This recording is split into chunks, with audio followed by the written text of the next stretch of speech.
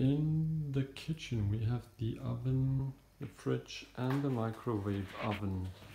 The microwave oven has, we only use two buttons actually. It's this quick start button and the stop button.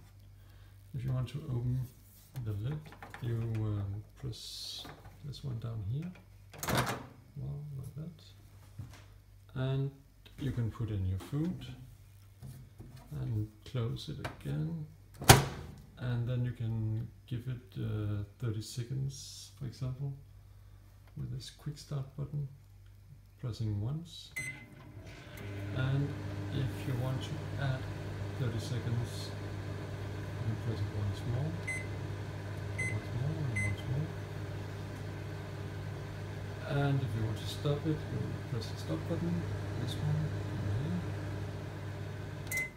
Stop. And if you want to reset it, you press the stop button once more.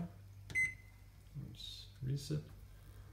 And then you can open it again by pressing it down here, like that. Whoopsie. And you can take out your food and close it again.